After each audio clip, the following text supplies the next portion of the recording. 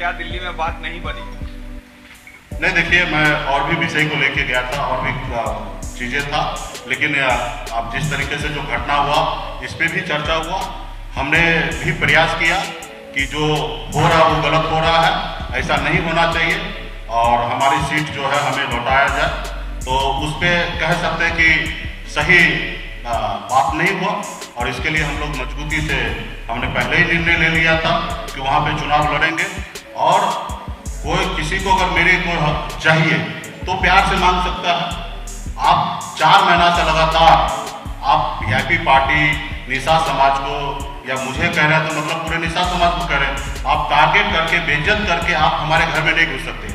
अगर आपको हमारे घर में भी आना है तो प्यार से आइए, हम उस पर निर्णय लेते सोचते, लेकिन आप हमें बेइज्जत करके आप हमारे घर में घुस गए।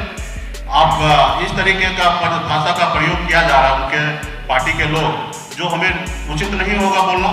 लोग कह रहे हैं कि आप आइए, आप प्रायश्चित कीजिए बीजेपी को मदद करके। आप बताइए कि हम क्या गलती किए, क्या गुनाह किए जो मैं जाके प्रायश्चित करूं? क्या मेरी ये लड़ाई निशा समाज को हक अधिकार दिलाना, उसको आरक्षण दिलाना, अगर गुनाह है तो मैं एक बार नहीं 100 बार ये गुनाह करने के लिए तैयार हूं। मैं उत्तर प्रदेश गया, मैंने क्या कहा कि हमें आरक्षण चाहिए। अगर उस बात से अगर किसी को तकलीफ है तो फिर उससे हमें कोई लेना देना, वो तो हम लड़ाई लड़के रहेंगे। जब तक शरीर में सांस बचेगा तब तक हम ये लड़ाई लड़ेंगे, अपने समाज को आरक्षण दिलाने के लिए लड़ाई लड़ते रहेंगे। तो इसको लेके बेवजह लोग परेशान हुए, परेशान किए, तो भी हम लोगों ने बहुत कुछ नहीं बोला क्योंकि हमें वहाँ चुनाव लड़ना था। लेकिन अभी कोई मन ही बना लिया कि जबरदस्ती दूसरे के घर में घुसना, तो फिर वो जनता मालिक है, किसी के कितने भी बाहों में ताकत हो जाए तो ये जो है ना वो कब्जा नहीं कर सकता। ये जब तक जनता का साथ नहीं होगा तब तक नहीं होगा।